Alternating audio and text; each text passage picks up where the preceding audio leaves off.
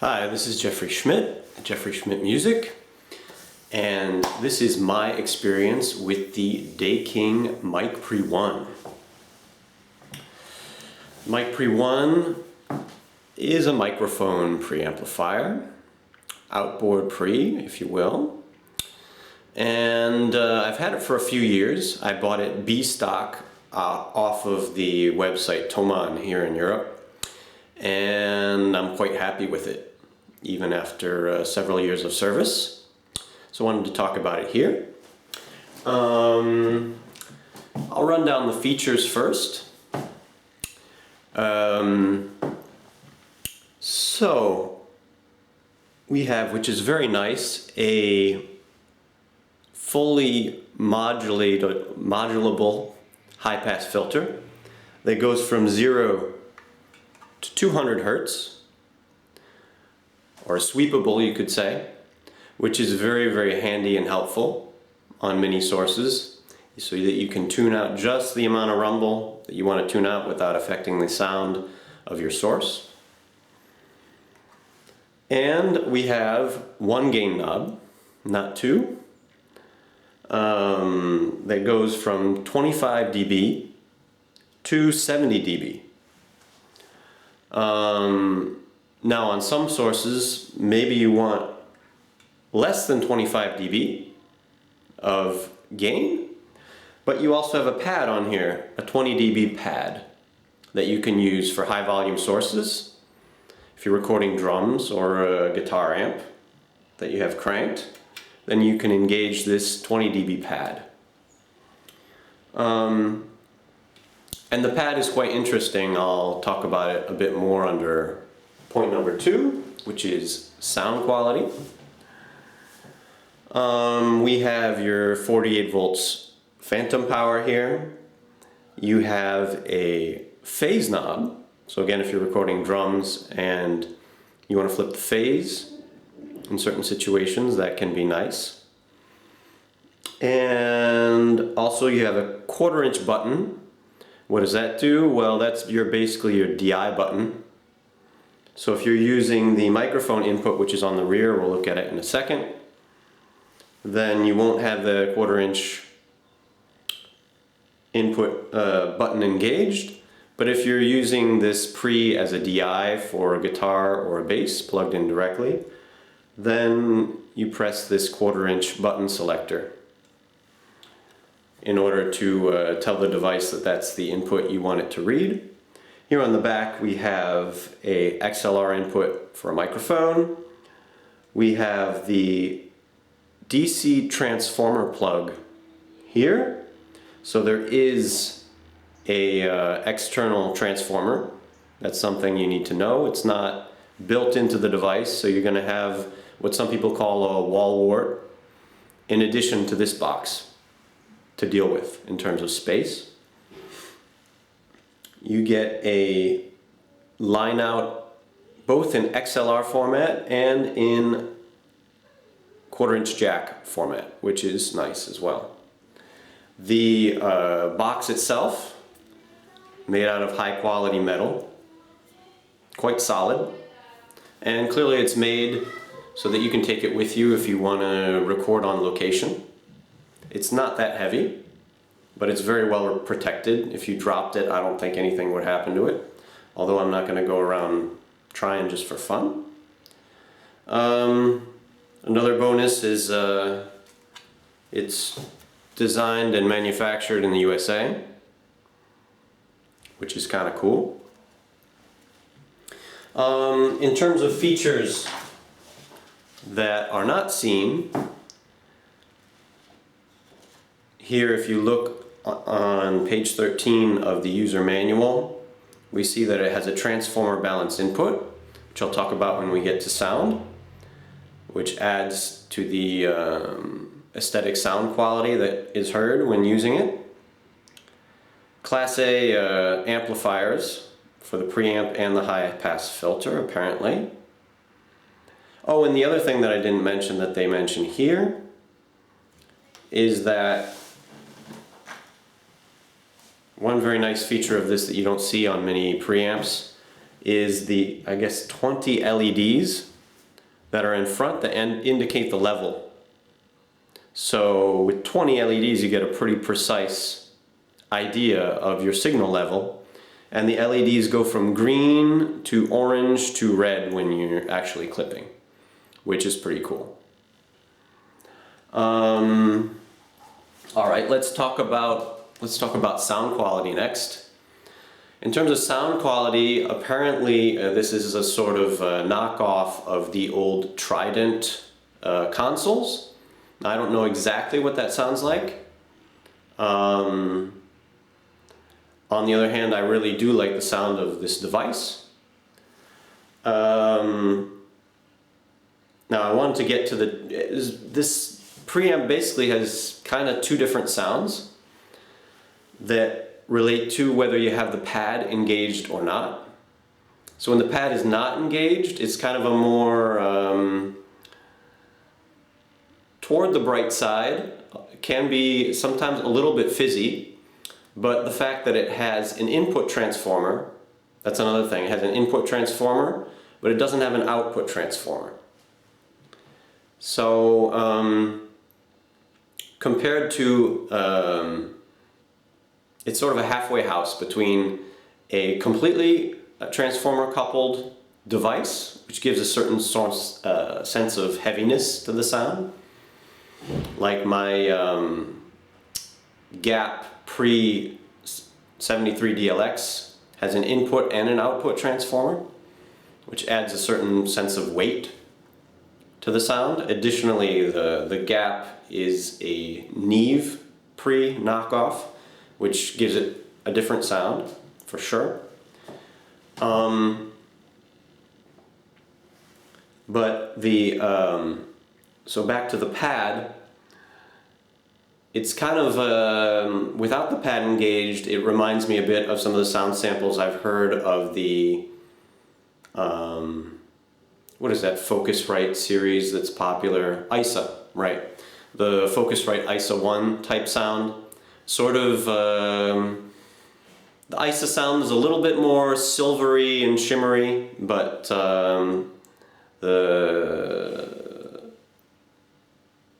it's sort of in that vein with the pad not engaged. And then with the pad engaged, it becomes more of a sort of fatter, gooier type sound.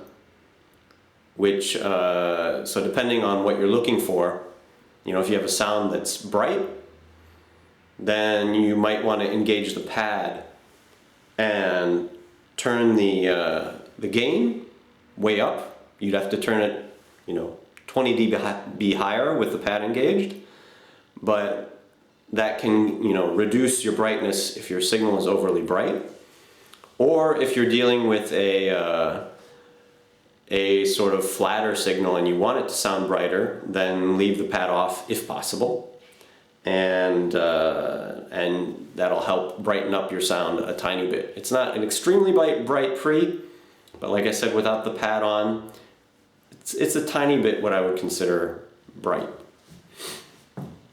but not overly so. So yeah, speaking of the sound quality, therefore, you know, my only other outboard pre I just mentioned before, which is the Gap Pre 73 DLX, which I've done a video on already.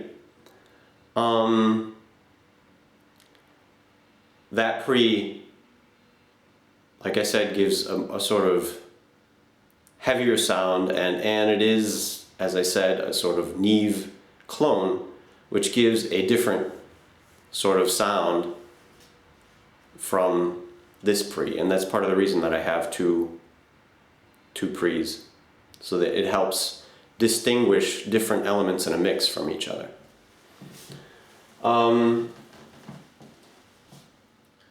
Finishing up on sound quality, this is definitely a professional preamp, there's no doubt about it. If you wanted to record all of the elements of a band or a whole mix with this pre, you could, no problem. And I know there are people that have this as their only outboard preamp and are very happy with it.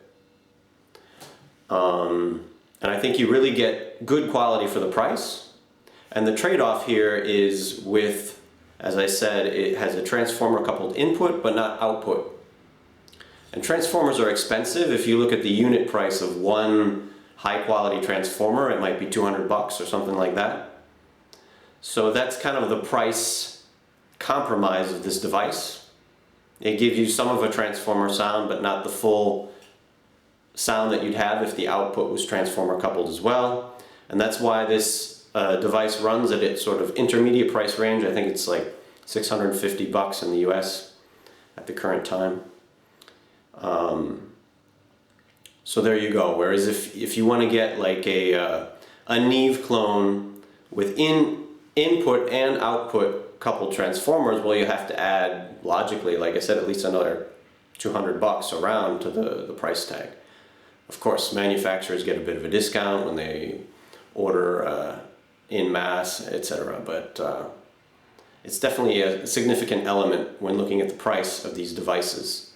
And obviously, if you had the same device without a transformer coupled input, then it'd be, you know, in theory 200 bucks cheaper, and yet you still wouldn't get the same mojo, let's say, out of the device, right? You know, compared to any more generic preamp, like the preamps that are in my RME Fireface you see, that aren't transformer coupled, and there's not quite as much so-called magic or mojo there. All right, let's move on to what I think of this device in use on various sources. As I said on my video about the Gap Pre-73 DLX,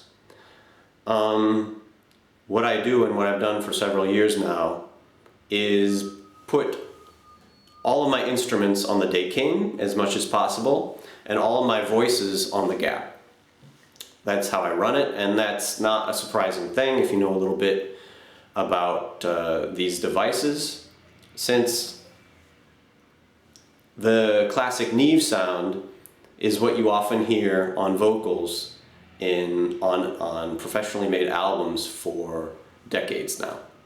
Not only, of course, there's no rule that way, and there are some vocalists that record on other preamps for sure.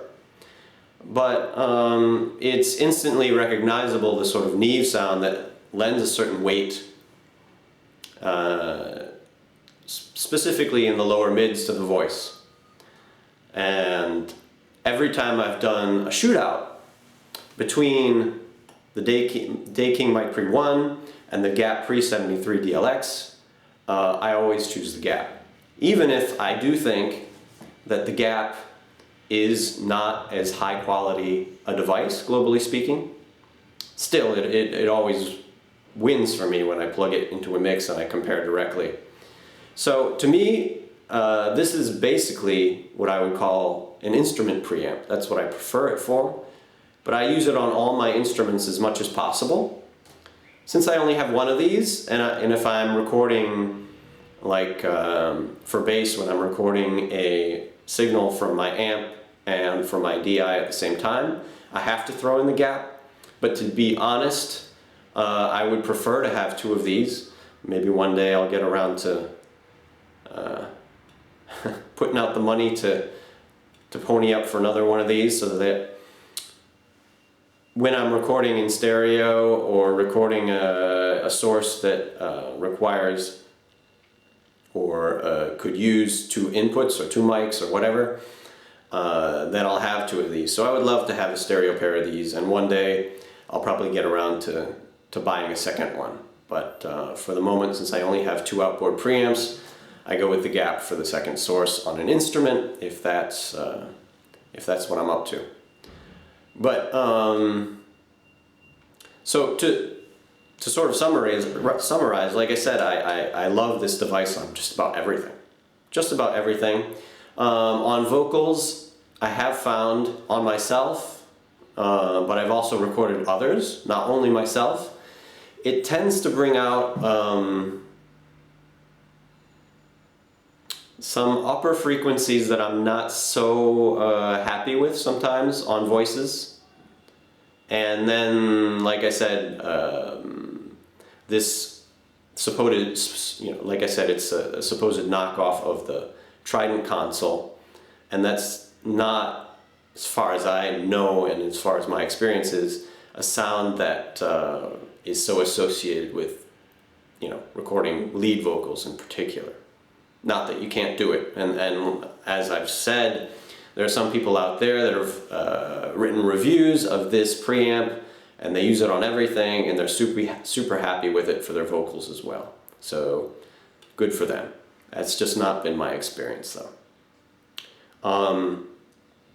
And in particular, if I want to compare this to the Gap Pre 73 DLX, the place where I would never use the Gap, where I find it much too heavy and gooey and mucky, is when I record true bass sources. As I've talked about in different videos, when I record bass guitar, as I just said before, I always run one mic on the amp and one preamp direct for a DI input of the bass. And this just blows, to me, just blows the Gap away in that respect, because when I use the Gap for a DI for bass, it just gets so heavy and mucky and way too gooey and muddy. Whereas the Daking is really awesome at keeping those DIs pristine and keeping the right amount of bottom end without making it too much like the Gap can. So that's the one spot where I would always use this and never use the Gap.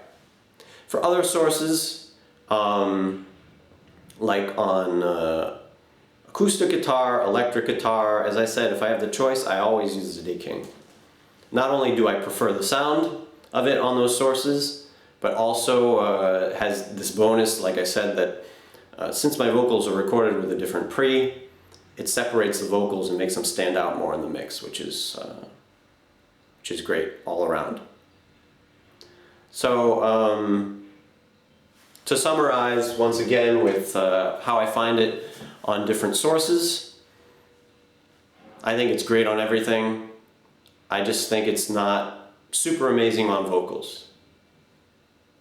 That's my personal opinion. So, to summarize, before I stop the video, it's a great quality pre. It's a good halfway house if you want to get into the transformer coupled preamp market.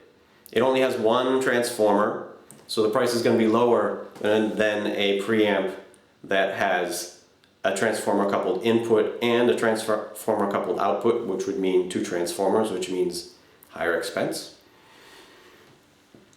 It does have a good quality transformer in it for sure. Definitely better quality transformer than the transformers that were in my Gap Pre 73 DLX stock.